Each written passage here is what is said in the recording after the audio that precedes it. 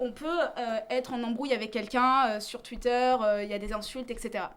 Par contre, à un moment où c'est ciblé, où il y a de la redondance, où tu vas vraiment chercher à blesser, à menacer la personne, là c'est du cyberharcèlement.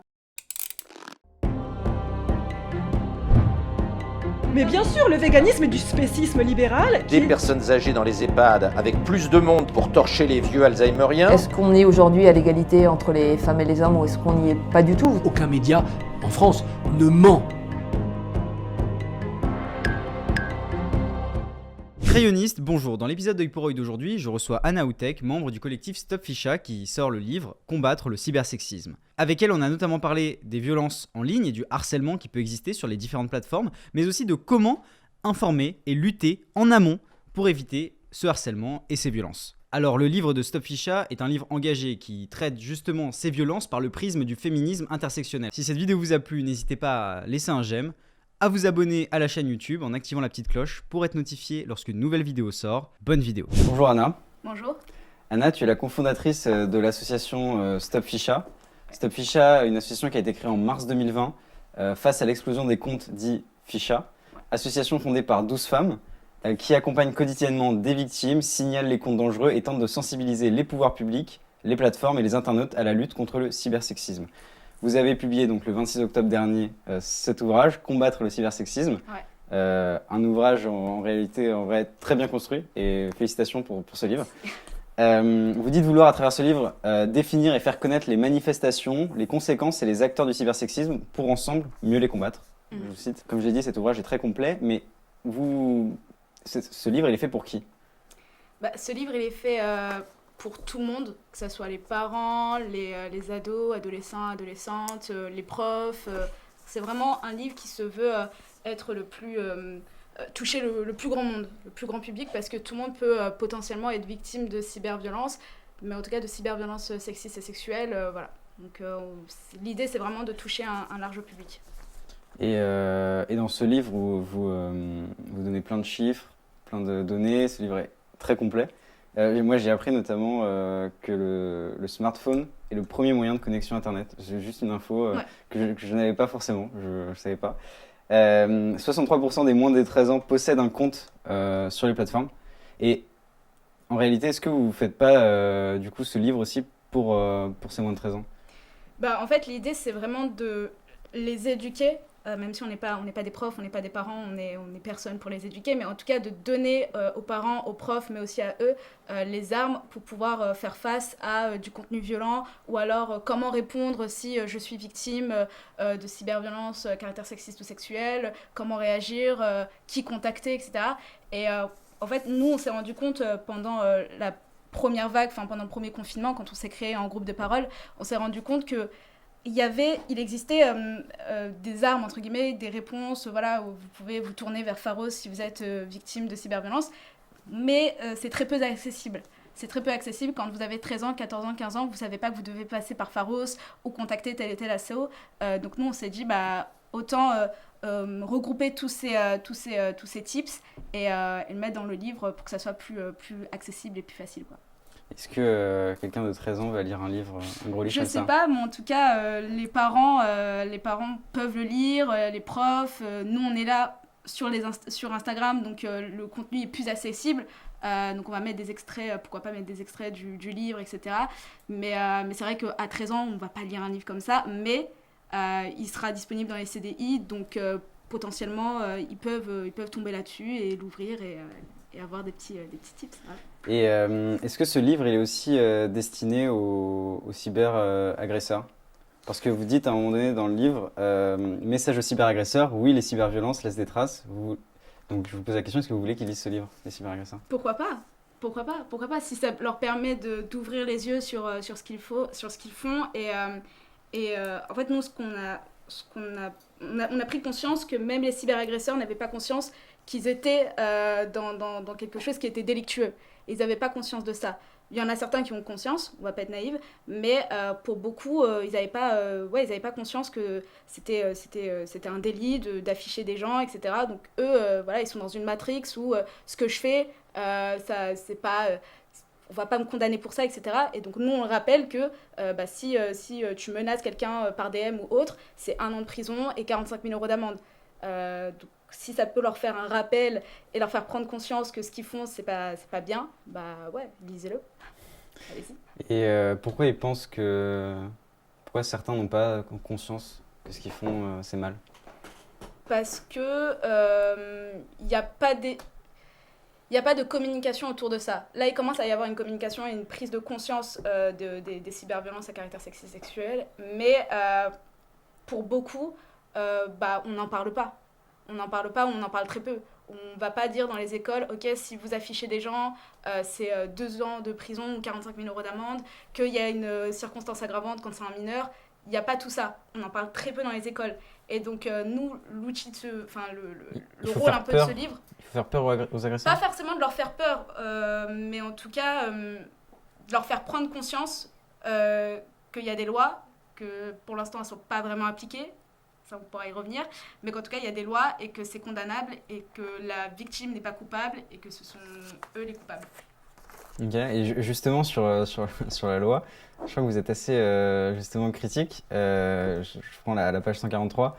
Vous dites si les pouvoirs publics affichent une volonté grandissante de lutter contre la nornie et les dangers Internet, le cybersexisme n'est pas encore véritablement pris en compte. Pourquoi vous dites ça? Ouais, parce que en fait, la problématique, il y a des lois qui existent, mais elles ne sont pas du tout appliquées. Quand vous arrivez dans un commissariat, soit on vous dit que clairement il ne fallait pas prendre de photos ou autre, soit on ne prend pas votre plainte parce qu'on considère que les plateformes ne vont pas collaborer, que votre plainte ne mènera nulle part, qu'elle ne sera pas traitée, etc. Donc il y a de la part des policiers, il y a une méconnaissance de ce qui se passe. Il y a récemment eu un tweet de la police nationale qui était ultra culpabilisant. Nous, on rappelle que les coupables, ce ne sont pas les victimes, qu'il y a des droits, que ce droit doit être appliqué et que les policiers doivent être formés. Ce tweet-là, il illustre parfaitement en fait, la méconnaissance de la police sur ces questions-là. Et donc, il doit y avoir une formation et pour l'instant, on ne la voit pas trop. En quoi doit consister la formation, justement? Déjà, former les policiers à qu'est-ce que Snapchat, qu'est-ce qu'Instagram. Parce que ça peut faire rire, mais il y a Shanley qui, une fois, a accompagné une victime et qui lui a fait limite une formation, qui a fait aux policiers une formation sur qu'est-ce qu'Instagram. Aujourd'hui, les policiers ne connaissent pas. Parce qu'il y a des policiers, il y a un écart d'âge, je peux tomber sur un policier de 50 ans ou 60 ans qui ne sait pas du tout ce que c'est qu'Instagram, qui ne sait pas ce que c'est que Telegram. Et donc, il va être complètement, ok, mais qu'est-ce que c'est? Et donc là, en fait, tu te retrouves à être professeur d'Instagram. Et voilà, donc il y a une formation. Il y a une formation aussi sur les lois. Certains policiers ne savent pas que c'est condamnable et tout. C'est d'ailleurs une circonstance aggravante. On apprend dans votre livre que c'est une circonstance aggravante, les cyberagressions. Donc, il y a toute une formation à faire. Et c'est normal que le logiciel de l'institution policière se mette à jour sur ces questions-là. J'ai appris aussi dans votre livre que vous considérez que le terme de revenge porn n'était pas approprié. Ouais. Pourquoi? Donc nous, en fait, on est en train de déconstruire ce terme-là parce que... Revenge porn, ça peut se traduire par vengeance pornographique. Alors déjà, revenge porn, ce qui est problématique, c'est qu'on prend un cas et on le généralise sur tous les autres cas. Ce qu'on a montré dans le livre, c'est qu'il y a plusieurs formes de cyberviolence sexiste et sexuelle. Et le ramener à seulement revenge porn, c'est un peu problématique parce qu'on occulte les autres formes de violence sur Internet. La deuxième partie, c'est que les nudes ne sont pas de la pornographie et que vengeance, ça reviendrait à dire « Oh, pauvre petit bichon, il a eu mal dans son petit cœur » et donc il s'est vengé de cette fille qui veut plus sortir avec lui, etc. Donc indirectement, ça veut dire que, même si je grossis un peu les traits, mais ça veut dire que la fille a une part de responsabilité parce qu'elle a blessé l'ego de ce pauvre petit bichon. Et donc voilà, nous on dit juste que on sait que revenge porn, c'est vraiment inséré dans le débat public et c'est cool, c'est bien parce qu'on parle du sujet, mais que c'est pas le bon terme et nous-mêmes, on est en train de voir comment on pourrait le remplacer, par quel terme, par quel mot, et voilà. Donc on dit pour l'instant photo-divulgation ou contenu-divulgation, enfin, c'est des trucs qui sont pas très sexy, mais voilà, c'est ça. Donc justement, pour la photo-divulgation, donc pas le revenge porn, comment on empêche ça? Parce que en réalité, on va pas, par exemple, empêcher des gens je sais pas, d'avoir des sextapes ou de se filmer nus ou d'avoir des photos dénudées. Et comment on empêche justement Déjà, en fait, l'idée, c'est pas de condamner ceux qui le font parce que notre génération, elle a inclus dans sa sexualité le numérique, et c'est normal. Enfin, même pendant le confinement, il y avait des couples qui étaient séparés pendant plusieurs mois, ils s'envoyaient des nudes, etc. Par contre, ce qu'il faut faire, c'est vraiment une éducation au consentement numérique. De dire, voilà, c'est cool, c'est normal si t'es consentante, si t'as confiance en la personne, c'est normal d'envoyer une nude, etc. Mais la personne qui la reçoit, si t'es amené à quitter ta meuf ou ton mec, tu supprimes les photos. Tu ne diffuses pas les photos, tu ne montres pas les photos à tes potes en soirée parce que c'est cool et parce que voilà, t'as envie de voilà. Donc l'idée, c'est vraiment de faire toute une pédagogie autour du consentement numérique, autour de...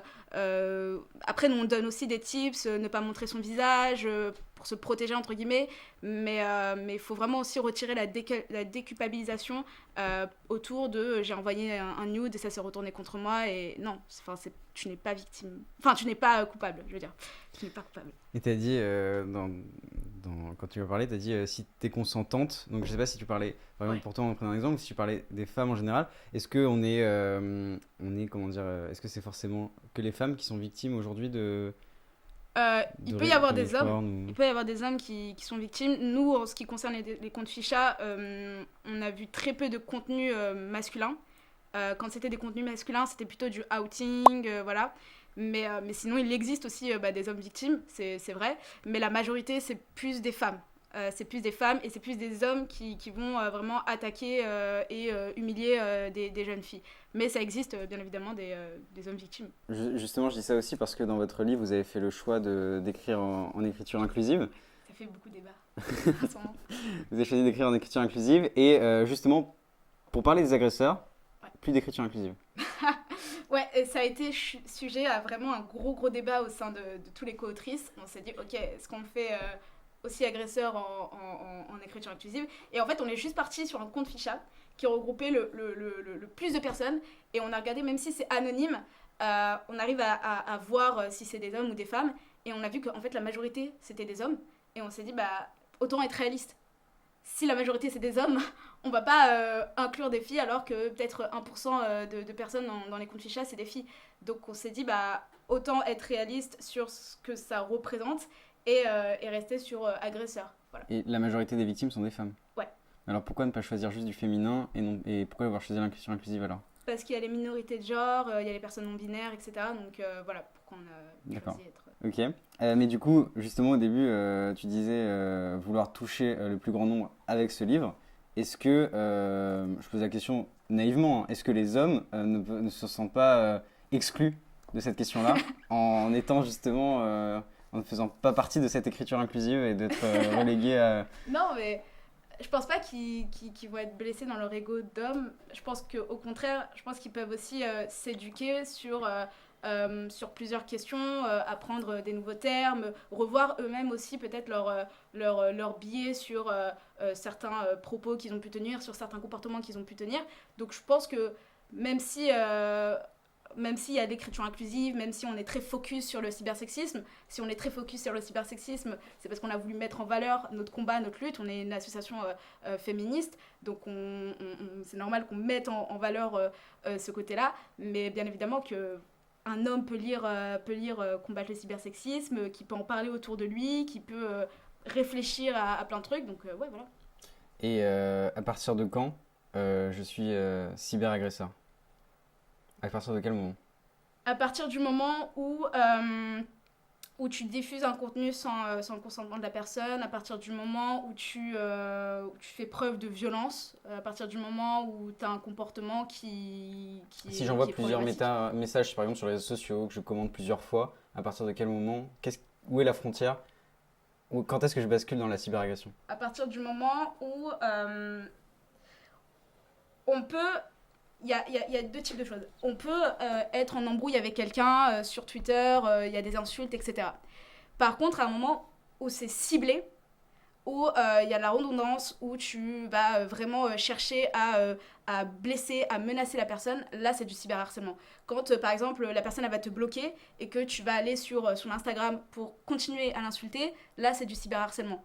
Alors que si voilà, il y a une embrouille entre deux personnes et puis chacun part de son côté, voilà, là c'était une embrouille entre deux personnes comme ça peut arriver tous les jours.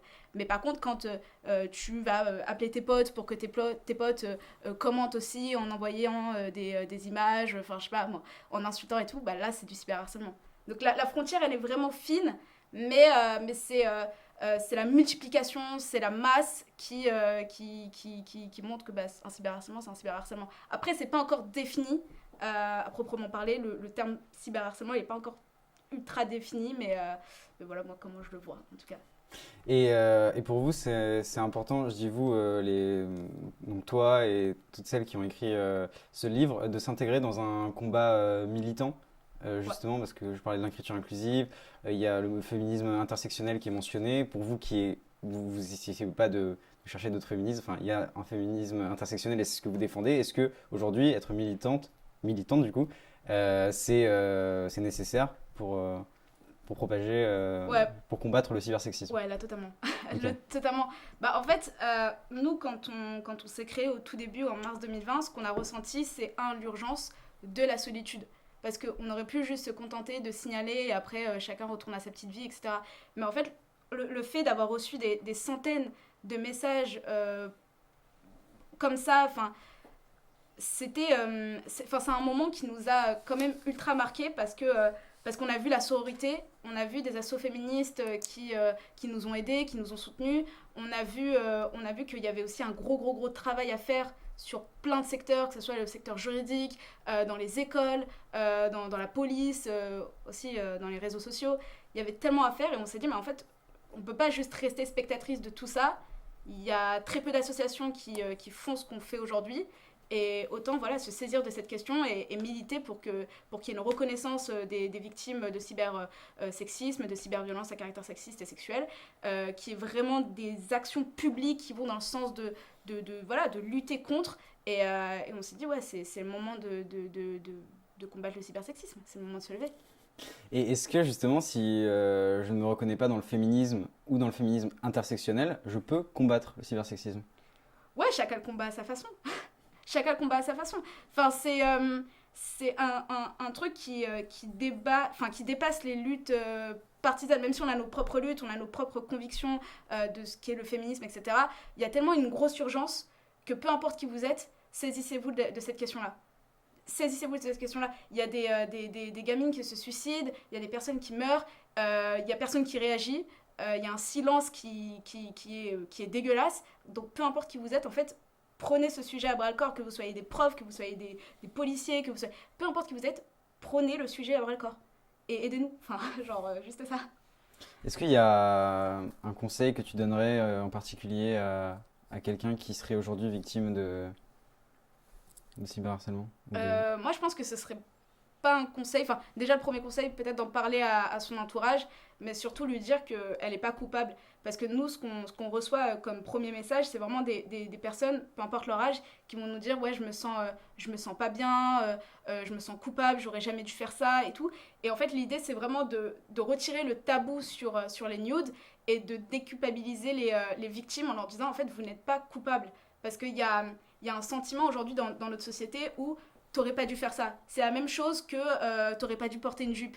C'est le même schéma. C'est la même chose. Et l'idée, c'est vraiment de leur dire, vous n'êtes pas coupable, contactez-nous.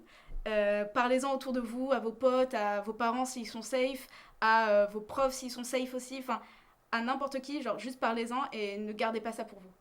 Est-ce que tu aurais une personne que tu souhaiterais voir ici dans cette vidéo, dans ce format d'interview? Ouais, je sais pas s'il viendra, mais peut-être Léo Rose de No Dick Pic. Il fait un contenu qui est incroyable. On a à peu près la même lutte, etc. Mais lui, c'est plus sur les dick pics, etc. Et ouais, donnez-lui de la force parce qu'il est incroyable. Il est incroyable. Et dernière question, est-ce que tu as une citation que tu aimerais partager, que tu aimerais que les gens sachent? C'est une phrase que Chanel a dit tout le temps. J'essaie de m'en souvenir. C'est soit ta propre révolte ou un truc comme ça. Sois ta propre révolte. Je sais plus, elle est extraite de qui, je crois que c'est Femen, je sais pas du tout. Mais ouais, c'est Sois ta propre révolte et je trouve cette phrase trop belle. Shanley qui a coécrit. C'est ça, et que voilà, gros big up à elle. Bah, merci beaucoup, Anna. Bah, merci beaucoup à vous de m'avoir accueilli ici. Cet épisode de Pour Œil est terminé, j'espère qu'il vous a plu. Si c'est le cas, n'hésitez pas à vous abonner, à activer la petite cloche pour être notifié lorsqu'une prochaine vidéo sortira, à mettre un j'aime et à nous laisser votre avis en commentaire, ça nous intéresse.